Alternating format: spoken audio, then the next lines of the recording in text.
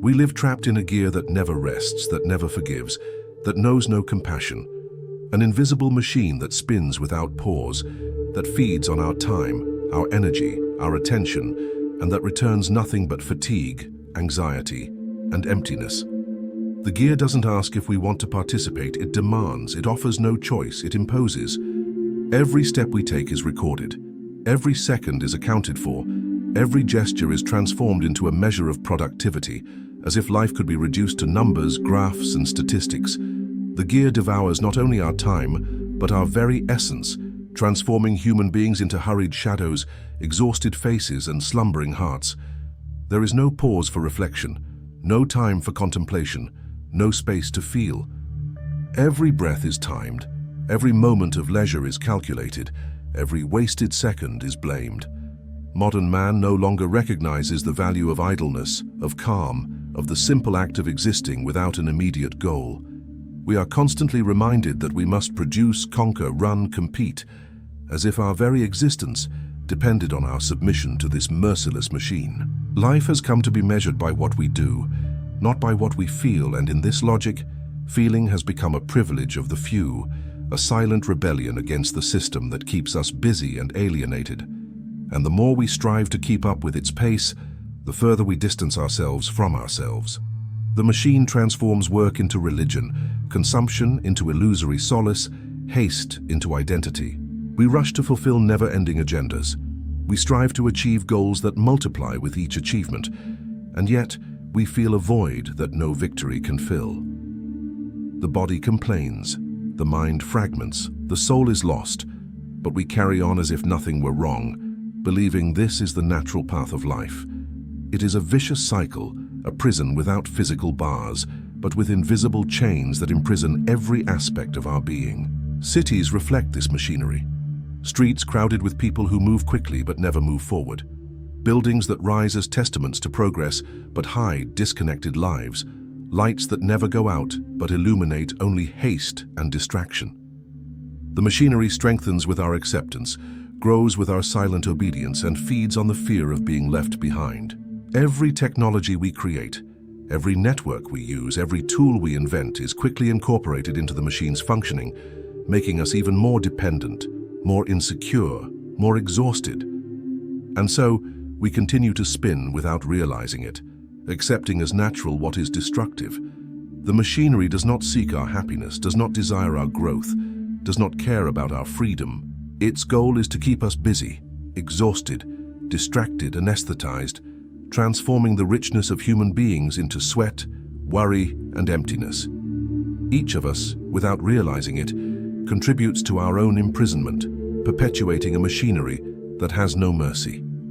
True rebellion today would be to simply slow down, look around, breathe, feel life pulsing, and for a few moments refuse to be just another cog in this soul-destroying mechanism. The modern world has convinced us that hustle and bustle is a virtue, that being busy is a sign of importance, that feeling tired is proof of worth. And so, without realizing it, we accept living trapped in a logic that slowly devours us, that masks destruction with a smile of productivity and celebration. We spend our days in a never-ending marathon, chasing goals that multiply faster than we can achieve them. Each completed task is quickly replaced by another. Each victory is just a step toward the next challenge. Every minute of rest is blamed as a waste. At the end of the journey, we are left with nothing but fatigue, physical and mental exhaustion, and a persistent feeling of emptiness that no achievement can fill. We work to accumulate, but we only accumulate commitments, obligations, and pressure. We rush to survive, but we forget to live. Life is reduced to checklists, spreadsheets, schedules, timetables, and incessant notifications that remind us, at every moment, that it's never enough. The mind fragments into scattered thoughts, anticipated anxieties, and endless worries. The body weakens under the weight of constant stress, lack of sleep, neglected nutrition, and the inability to simply rest. The soul, which should be the core of our choices and the compass of our existence, is lost, hidden beneath layers of obligations, distractions, and social pressures. We live as if rushing around justifies the lack of meaning. We celebrate busyness as proof of importance. without realizing that true relevance has never been in the number of tasks accomplished, but ace in the quality of lived experience. The gears of modernity transform every human being into a machine, every moment into production, every relationship into a transaction. We forget that breathing, contemplating, reflecting, and feeling are as essential as working or producing. Silence, pause, the simple act of being present are treated as rare luxuries, unnecessary indulgences, while true life slips through our fingers like fine sand.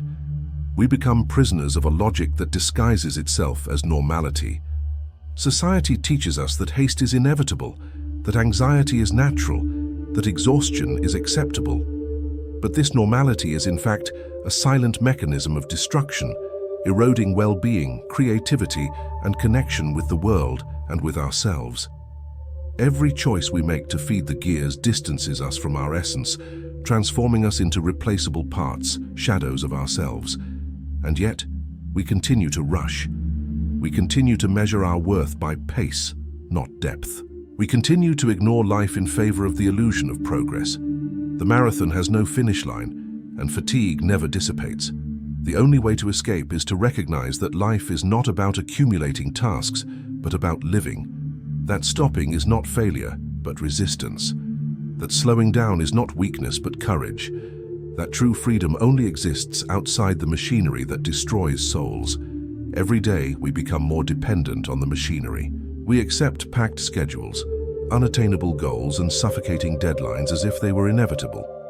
We become accustomed to sacrificing rest, contemplation, and the simple pleasure of existing in exchange for promises of success that never come. The world leads us to believe that stopping is weakness, that reflection is a waste of time, that silence is empty. But in truth, the machinery wants exactly that: to transform lives into mechanical operations, hearts into secondary gears, and souls into dust. Cities are filled with people who walk fast but go nowhere, who talk without saying anything, who live without feeling.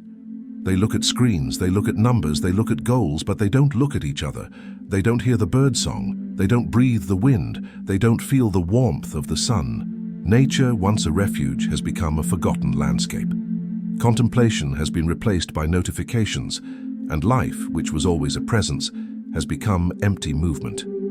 Every minute wasted trying to keep up with the rhythm of the machine is one less minute of genuine existence. And as we spin endlessly, the machine grows stronger. Exhaustion becomes normality, anxiety becomes routine, stress becomes identity. Health weakens, relationships deteriorate, empathy diminishes, and creativity disappears. Children learn to compete before learning to love. Young people learn to produce before learning to think. Adults learn to obey before learning to question. And in the end, we are all victims and accomplices of this silent machine that destroys souls. Modern capitalism has not only hijacked our time, it has hijacked our freedom. It has convinced us that working incessantly is a choice, when in fact it is a disguised imposition. It has transformed work into elegant slavery, where tiredness is celebrated and exhaustion becomes a badge of honor. Every day completed, every goal achieved, every extra hour put in, feeds the machinery that keeps us trapped. Consumption, once a simple necessity, has become a necessary addiction, a way to fill the void that the machinery itself creates. We buy not what we need, but what keeps us busy, distracted, and subdued. Haste, once a sign of urgency, has now become identity. Constant occupation, proof of worth. Exhaustion, a trophy of a society that confuses suffering with virtue. Each individual who bows before this machinery feeds it further, becoming a secondary cog in their own right.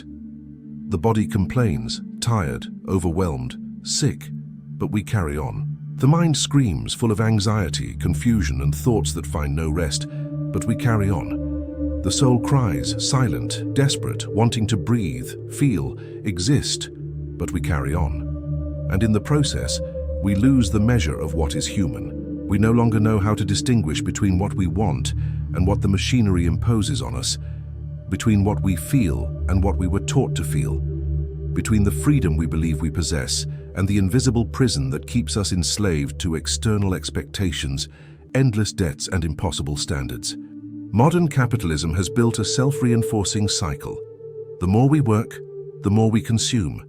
The more we consume, the more we need to work. The more we follow the imposed rhythm, the more we distance ourselves from ourselves. We become machines of body and mind, operating within a system that exploits and exhausts us, but that convinces us that all of this is natural, necessary, and meritocratic. We celebrate the ability to overwhelm ourselves.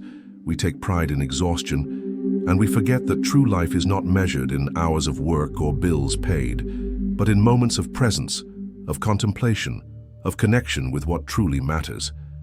And yet, we continue. We continue to obey the machinery, convinced that to stop would be to fail, that to slow down would be to lose, that to question would be to regress. But by obeying without reflection, we accept that our existence is reduced to a function, our identity to a product, our freedom to an illusion. Every moment we spend working without purpose, buying without need, rushing aimlessly, distances us from ourselves, transforming us into cogs in a system that knows no compassion, that doesn't value humanity, that doesn't respect life. The only way to resist this machinery is to awaken. It is to realize that freedom isn't about working more, consuming more, or being faster. Freedom is about choosing, breathing, reflecting, slowing down. It's about rescuing our own humanity before the body breaks, the mind collapses, and the soul is lost forever. And even knowing the danger, we keep running. We keep obeying the invisible pressure that tells us that being busy is synonymous with relevance, that being productive is the only measure of value, that wasted time is a sin. We call this normality. We call it progress. We call it life. But if we look closer, we'll see that what we define as life is nothing more than a carefully constructed illusion to keep us trapped in the soul-destroying machine. The world has convinced us that accumulating tasks, meeting goals, paying bills, and filling every minute with activity is living fully. And while we do this, we ignore the essential, forgetting to truly breathe, to look without rushing, to feel the depth of the moment that belongs to us. Life isn't a packed schedule. It isn't a bulging wallet. It isn't a relentless timer that reminds us every second that we need to run faster.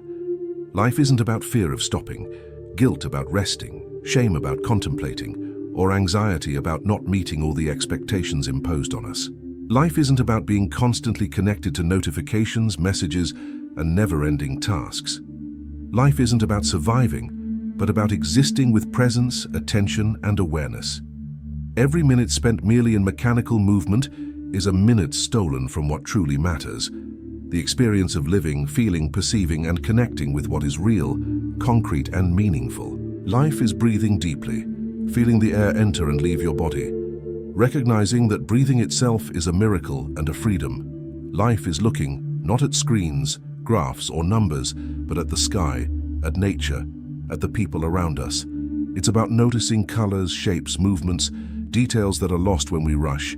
Life is about feeling the wind on your face, the warmth of the sun, the chill of the rain, the texture of the earth beneath your hands, the human warmth of an embrace.